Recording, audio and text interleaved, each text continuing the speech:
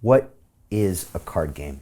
Because this is something you've been doing for a while. Yeah. And again, you haven't spoke much on it, but we need to talk about it. You have physical cards. And again, this was another thing that I think pattern interrupts people. It's probably why you have such a big community. It's why you got my attention too, is that not only do I have the fascinating Niobe as an NFT, potentially she can become an NFC, an actual physical card.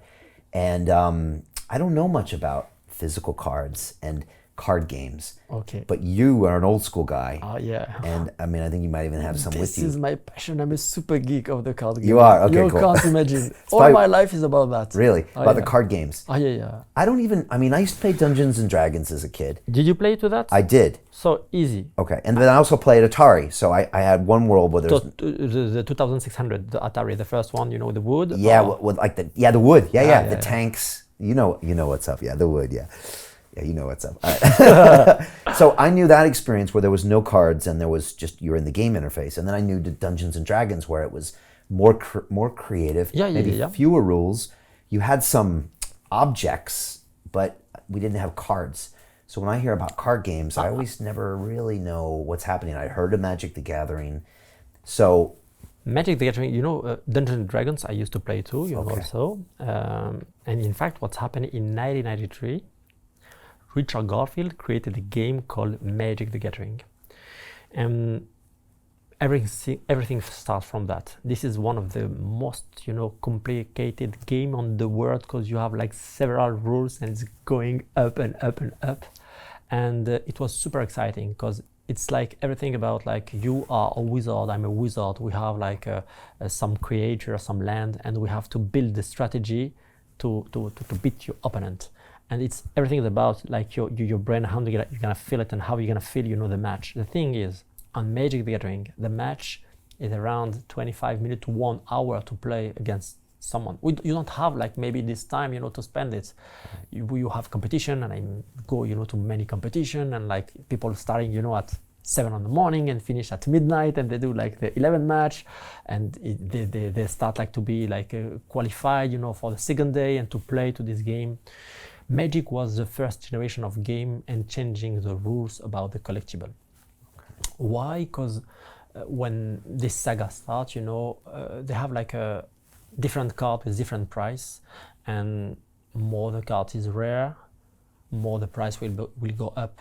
The thing is, year after year, you will have like less and less cards because many cards will be destroyed, lost, damaged and whatever, And for example, for the Alpha was the first edition. All the rare have like 1,100 copies on the world. You can say that almost half of them are disappear, because people drop them, or people destroy them.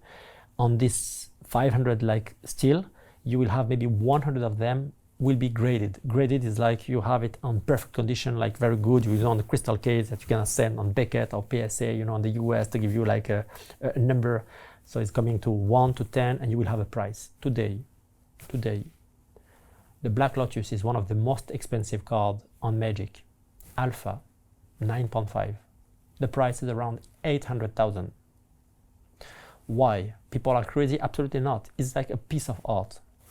And you have only few people, millions of players of Magic, and people want them. So it's a question about the market and supply and demand. So the thing is like, year after year, they start to evolve many games. 1996 start Pokemon, the biggest saga, of people, love like what's happening, on the anime, and they start to be involved. On the same time, Yu-Gi-Oh! Based absolutely on Magic, trying to find like how created the game, coming. And you have so many games coming after that. Guardians, Arcadia, League of War, World of Warcraft, like all with the card gaming. More you seen like what's happened, on like those last 30 years. So I'm involved on that for 27 years, and I seen like many games, some falling down, some still going up. Magic was the best example. Pokemon was the second one, but they created something essence, where people have like a fun to play with the people, and like they play against each other and having like a true deep experience. You have like 100 million of people, playing physical card gaming. If you take them all in total, if you take like sport game and what we want, what we was our idea in the beginning, was to create the bridge between the different worlds, between the world of the collectible, the world of the crypto, and the world of the gaming, putting like a triangle like that, and all the people on the same field. This was the ambition from the beginning, to create something. It's why the project is cross the ages. Because you are literally crossing Absolutely all of these different worlds and bringing them together. And to go deeper, to explain you what's happened in our mind, we've seen what is metaverse. And like everything today is you created something and you put it on the metaverse. You have a boat, you put it on the metaverse. You created a map, a road, whatever, you put it on the metaverse. Sneakers, jackets, shoes. Imagine if you reverse the process. Go on the metaverse, collected your card, and take everything from the digital and bring them back, to the real. And we will give you the choice. This is not an obligation. But what I want to do is to say to the people from the collectible card, from the physical card, come and see, come and check. You can be able, if you don't like the NFT, to get them back. I used to be the guy to say 2 years ago, it's never ever, NFT me, never ever. I have my own gallery today. Everything I spend is on the NFT. Because I understand why the NFT, is something very new. And this is the best way to show to the people how it's interesting, to get NFT. However, they can choose. And you can give them a real choice, to say, get the physical card. Right.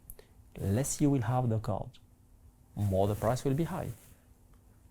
The first season is always like that. So we're using exactly the same mechanism of Magic the Gathering. And less you will have the card, and more is going to be a success for season 2. This is pretty weird, but this is exactly what's going to happen. If you have only 1,000 of people getting the full collection physical, what's going to be the price? Right. You don't have the price on it. I give you the price, for Magic. I will give you the price for Pokemon. Take a Charizard, 1996 and perfect condition, English version, mint, is 400,000. It's always like the big number. Why? And there are 2,000 copies of it.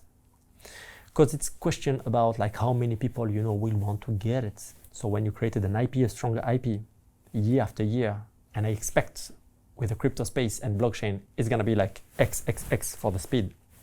So it's going to be like really fast, more faster than everything we've seen before. And this is here the key, giving the power to the people, giving the way, to make this own decision.